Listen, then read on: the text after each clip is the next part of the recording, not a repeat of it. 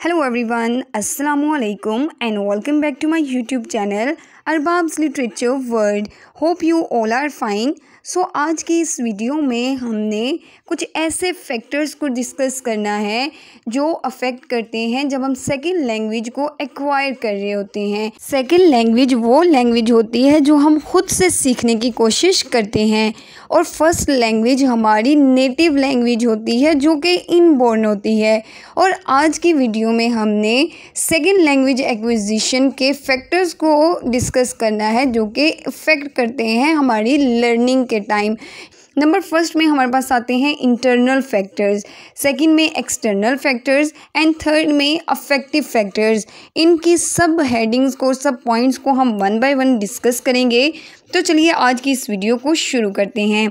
ये हम सब बात जानते हैं कि कुछ लर्नर्स ऐसे होते हैं जो लैंग्वेज को बहुत जल्दी एक्वायर कर लेते हैं, क्योंकि ऐसे जो लोग होते हैं उनके पास स्ट्रॉन्ग डिटर्मिनेशन होती है, वो बहुत हार्ड वर्क होते हैं और उनके पास परसिस्टेंस होती है, यानी वो किसी चीज़ को सीखने में बहुत ज़्यादा दिलचस्पी शो करते हैं। तो ऐसे जो लर्नर्स होते हैं वो लैंग्वेज को बहुत जल्दी एक्वायर कर लेते हैं। लेकिन यहाँ पे कुछ ऐसे भी लर्नर्स होते हैं जो लैंग्वेज को बहुत जल्दी लर्न नहीं कर पाते। उनकी मेजर रीज़न्स जो होती हैं वो होती है कि वो लैंग्वेज में अपना इंटरेस्ट शो नहीं करते। कुछ ऐसे फैक्टर्स होते हैं जो अफेक्ट कर रहे होते हैं उनकी लर्निंग में, और वो 3 फैक्टर्स हैं जिनको हमने कैटेगराइज किया है इंटरनल फैक्टर्स, एक्सटर्नल फैक्टर्स और इफ़ेक्टिव फैक्टर्स में। नंबर फर्स्ट में हम डिस्कस करेंगे इंटरनल फैक्टर्स को। इंटरनल जैसा कि नाम से ही ज़ाहिर हो रहा है कि हमारे अंदर के जो फैक्टर्स होते हैं, जो हमें इनर फैक्टर्स जिन्हें फेस करना पड़ता है, उन फैक्टर्स की यहाँ पे बात हो रही है और ये एक पर्टिकुलर लर्निंग सिचुएशन में एक्वायर किए जाते हैं। नंबर फर्स्ट में हमारे पास आते हैं native language, cognitive abilities, personality, motivation, experience और एज। ये सारे फैक्टर्स क्या हैं, इंटरनल फैक्टर्स में कंसीडर किए जाते हैं। फर्स्ट में हम डिस्कस करेंगे एज को। जैसा कि हम जानते हैं जब एक स्टूडेंट, जब एक लर्नर्स अपनी यंग एज में सीखता है तो उसको थोड़ी सी प्रॉब्लम फेस करनी पड़ती है। लेकिन जब एक लर्नर, एक बच्चा होता है, उसकी लर्निंग कैपेबिलिटी बहुत ज़्यादा होती है, वो जल्दी से चीज़ों को एक्वायर करता है। तो यहाँ पे एज को डिस्कस किया है कि 12 तक के बच्चे जब होंगे तो वो चीज़ों को जल्दी सीखते हैं। जब वो एडोलसेंस की एज में आते हैं यानी 13 से 18 तक, तो वो चीज़ों को जल्दी सीखने की कोशिश करते हैं, लेकिन उनको कुछ एफर्ट की ज़रूरत पड़ती है। और यंग अडल्ट्स की बात करें यानी कि 19 से 30 तक, तो वो चीज़ों को सीख तो लेते हैं लेकिन उनको मोटिवेशन की ज़रूरत होती है। और 31 जो एज है उसमें लर्नर्स को काफ़ी ज़्यादा चैलेंजेस फेस करनी पड़ती हैं। तो यहाँ पे एक इडियोमेटिक एक्सप्रेशन शो किया गया है, वो हम देखें तो वो कहते हैं you can't teach an old dog new tricks, यानी कि आप एक बूढ़े पुराने डॉग को न्यू ट्रिक्स के साथ नहीं सिखा सकते क्योंकि एक वो बूढ़ा ओल्ड डॉग है। इसीलिए वो कहते हैं कि जब कोई इंसान जिसकी एज ज़्यादा हो जाती है तो वो चीज़ों को जल्दी लर्न करना नहीं सीखता है, और जो जिनकी एज कम होती है वो चीज़ों को जल्दी से एक्वायर कर लेती हैं। सेकेंड फैक्टर हमारे पास आता है पर्सनैलिटी का। पर्सनैलिटी 2 तरह की होती है, एक इंट्रोवर्ट लर्नर्स होते हैं और उसमें एक्सट्रोवर्ट लर्नर्स होते हैं। इंट्रोवर्ट लर्नर्स जो हैं वो चीज़ों को आहिस्ता से सीखते हैं क्योंकि वो शाय पीपल्स होते हैं, यानी कि वो चीज़ों को सीखते हुए घबराते हैं। और जो एक्सट्रोवर्ट होते हैं वो रिस्क लेते हैं और चीज़ों को जल्दी से ज़्यादा सीखने की कोशिश करते हैं। मेन पॉइंट्स इसमें एक्सट्रोवर्जन, एंजाइटी, परफेक्शनिज्म और रिस्क टेकिंग आता है। थर्ड हमारे पास फैक्टर आता है मोटिवेशन का। मोटिवेशन में भी कुछ ऐसे पॉइंट्स होते हैं जिनमें इंट्रिंसिक लर्नर्स होते हैं और एक्सट्रिंसिक लर्नर्स होते हैं। एक्सट्रिंसिक लर्नर्स क्या होते हैं, उनको पर्सनल इंटरेस्ट होता है, यानी कि उनकी जो इनर एबिलिटीज़ हैं वो खुद उनको मोटिवेट करती हैं कि ये चीज़ों को सीखो। और जो एक्सट्रिंसिक होती है उनको एक्सटर्नल रीज़न, उनको एक्सटर्नली मोटिवेट किया जाता है, यानी कि उनके फादर, उनके पेरेंट्स की तरफ से उनको मोटिवेट किया जाता है। हाई मोटिवेशन और लो मोटिवेशन, हाई मोटिवेशन में स्ट्रॉन्ग डिज़ायर होती है कुछ चीज़ों को सीखने की, और लो मोटिवेशन होती है चीज़ों को वो आहिस्ता आहिस्ता और कम एफर्ट्स में सीखना शुरू करते हैं जो लर्नर्स होते हैं। फिर हमारे पास आता है पॉइंट एक्सपीरियंस का।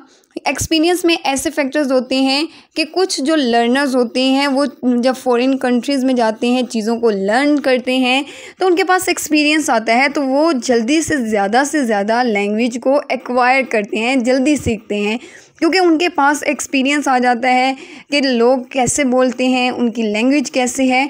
तो ये एक फैक्टर है जिसमें लर्नर्स जो है वो जल्दी से चीज़ों को लर्न करना सीखता है। कॉग्निशन बेसिकली एक लर्नर के माइंड के साथ लिंक करती है, यानी कि जिस स्टूडेंट के अंदर कॉग्निटिव एबिलिटीज़ या इंटेलिजेंस ज़्यादा होगा वो चीज़ों को ज़्यादा जल्दी एक तो वो एक्वायर करेगा, उसकी प्रोग्रेस भी क्या होगी, बहुत तेज़ होगी। जिसमें 5 डोमेन बताए गए हैं। कंसंट्रेशन, जब एक स्टूडेंट जितनी ज़्यादा कंसंट्रेशन के साथ चीज़ों को लर्न करेगा वो उतनी ही जल्दी चीज़ों को सीखेगा। फिर प्लान के साथ चीज़ों को लेके चले, कैलकुलेशन, प्रॉब्लम सॉल्विंग और स्पीड रिमेंबरिंग, जितनी उसकी रिमेंबरिंग की स्पीड एबिलिटी यानी कि उसकी मेमोरी तेज़ होगी, फास्ट होगी, तो वो चीज़ों को जल्दी से एक्वायर करेगा। नेक्स्ट हमारे पास फैक्टर आता है नेटिव लैंग्वेज का।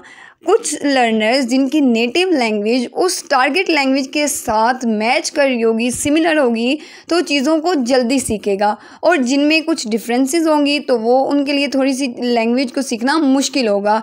और कुछ जो हैं उनमें चीज़ें जो हैं एबिलिटीज़ ट्रांसफ़र होती हैं तो वो लैंग्वेज को भी एक्वायर जल्दी कर लेते हैं। और कुछ लर्नर्स पर इन्फ्लुएंस होता है दूसरी नेटिव लैंग्वेज का प्रोनाउंसिएशन, ग्रामर और वोकैबुलरी का, तो वो चीज़ों को लैंग्वेज को जल्दी सीखते हैं। नेक्स्ट हमारे पास आती है सेकंड लैंग्वेज एक्विजिशन करने के एक्सटर्नल फैक्टर्स। इंटरनल फैक्टर्स को हमने डिस्कस कर लिया, अब हमारे पास आएंगे एक्सटर्नल फैक्टर्स।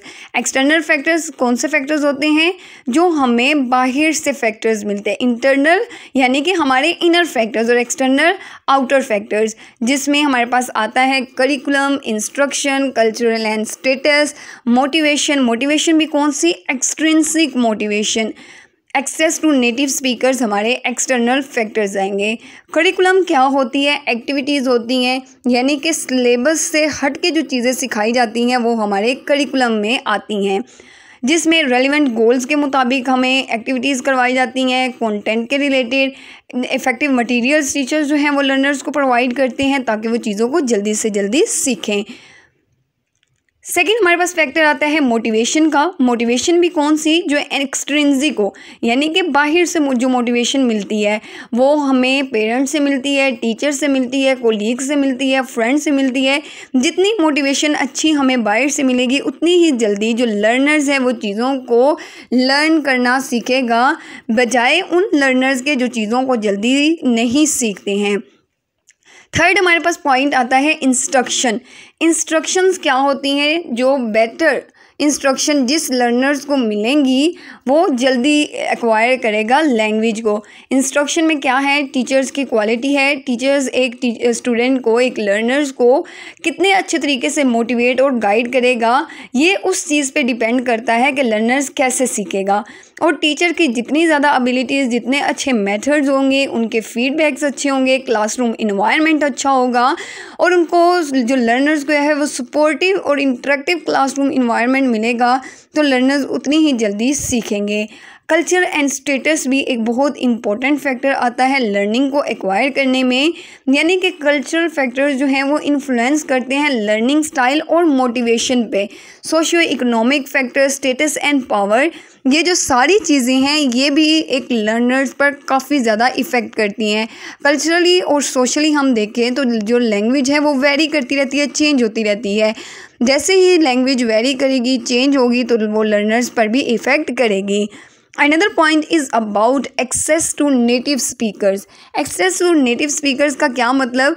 कि लर्नर्स को जब एक्वायर होता है, जब वो एक नेटिव स्पीकर के साथ कम्युनिकेट करता है, उसको एक एक्सेस मिल जाती है नेटिव स्पीकर से बात करने की, तो वो चीज़ों को जल्दी से सीखता है। यानी कि उसका इंटरेक्शन होता है नेटिव स्पीकर से, उस स्पीकर से जिसकी लैंग्वेज वो सीख रहा होता है लर्नर्स, उसके साथ जब वो इंटरेक्शन उसकी अच्छी होगी, उसकी प्रोनाउंसिएशन को जब वो देखेगा, उसकी प्रोनाउंसिएशन भी जो है वो अच्छी हो जाएगी, इंटोनेशन पैटर्न भी उनका सही हो जाएगा, और इसका फीडबैक भी बहुत अच्छा आएगा जब वो एक नेटिव लैंग्वेज स्पीकर से कॉन्टेक्ट करेगा लर्नर। थर्ड फैक्टर हमारे पास आता है अफेक्टिव फैक्टर्स।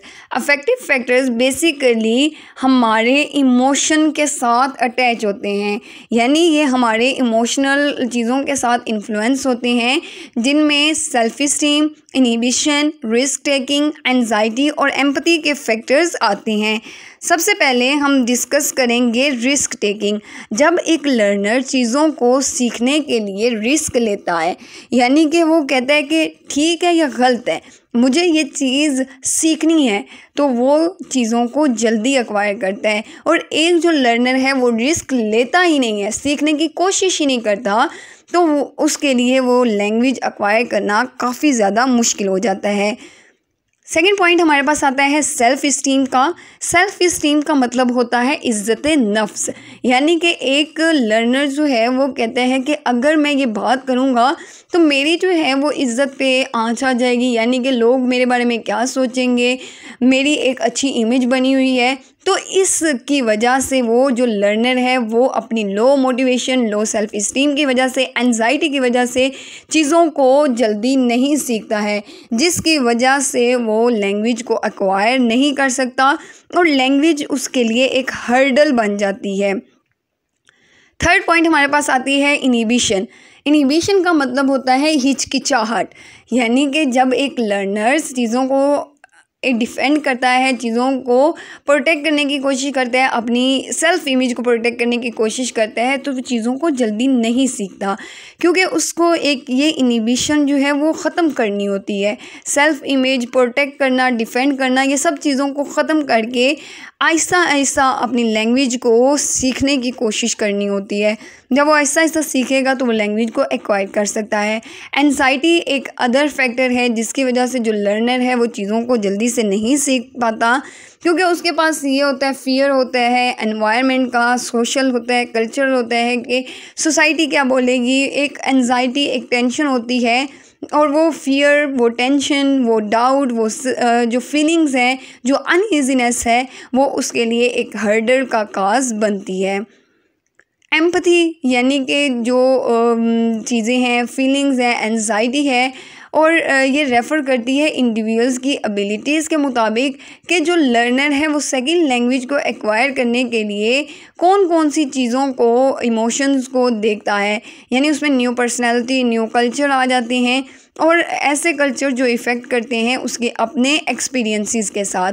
अब हम अपने इस होल टॉपिक को कंक्लूड करें तो हम देखेंगे एक सक्सेसफुल सेकंड लैंग्वेज को हम इस तरह से एक्वायर कर सकते हैं।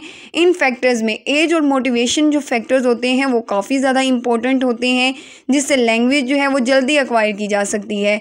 और अगर हम इसकी काफ़ी ज़्यादा स्टडी करें तो हमें पता चलेगा कि वो लर्नर्स जिनके पास कॉम्पिटेंसी ज़्यादा होती है लैंग्वेज को कम सीखने की, तो वो जल्दी ज़्यादा सीखते हैं, और जिनके पास मोटिवेशन कम होती है वो लैंग्वेज को ज़्यादा जल्दी एक्वायर नहीं कर सकते। तो ये जो फैक्टर्स हैं एज और मोटिवेशन के, यही काफ़ी ज़्यादा इंपॉर्टेंट होते हैं लैंग्वेज को एक्वायर करने में।